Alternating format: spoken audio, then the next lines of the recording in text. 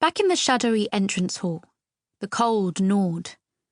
Nothing moved, but Liddy felt like she was being watched, as though the house were breathing down her neck.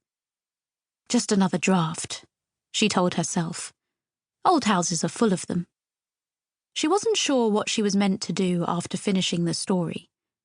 Vivian had left without further instruction, and Liddy had no idea where to find her in such a large and rambling place. A furtive glance into the breakfast room revealed that the bushy-browed man was still sitting in the chair by the fire, and Liddy wondered who he was. Perhaps he was a guest, and if so, were there others? The only person who seemed willing to talk to her was Ben, so she opened the front door and stepped into the garden in search of better company. The lawn was a ferocious green, and the trees were unusually thick and dark, refusing to surrender to autumn. Walking along the path, she saw a line of birch trees shimmering like silver wands, casting shadows over the grass. Dangling from their branches were hundreds of small objects, which twirled and twinkled in the gentle breeze. As she grew closer, Liddy realized there were keys. Many looked as ancient as the trees themselves, but a few still gleamed in their newness. Some were a dainty gold, the perfect fit for a trinket box. Yet others were large and clunky, as if made to unlock the door of a dungeon. It was a curious sight, and hypnotic in sound. She followed the path as it curved round, taking her past bright blue flowers the size of dinner plates. Their leaves had the same scalloped edges as her mother's giant serving platters.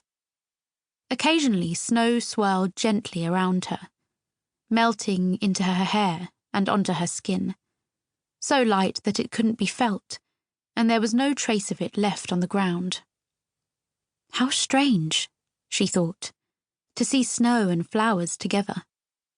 It brought a feeling of comfort, but she didn't know why. A little gate led her out of sight of the house and into a small walled plot. The intoxicating scent in the air immediately told her she had stumbled upon a herb garden. Walking between the plants, she stopped to rub her fingers on the leaves, trying to guess what was growing there.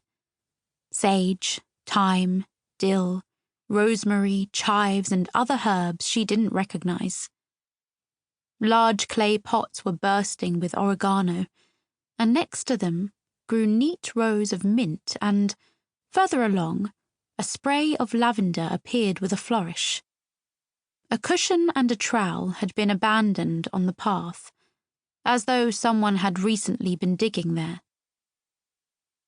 Over the wall came the sound of metal scraping against stone, and Liddy hurried along the path and out through a gap in the wall.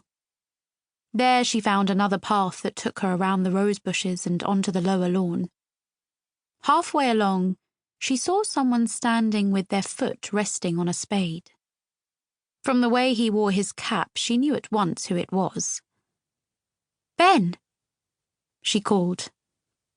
He tugged his cap and nodded at her approach. "Sleep well?" he asked, plunging the spade into the flower bed.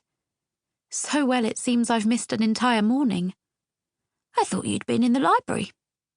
"Yes, I was reading a story about two cellists."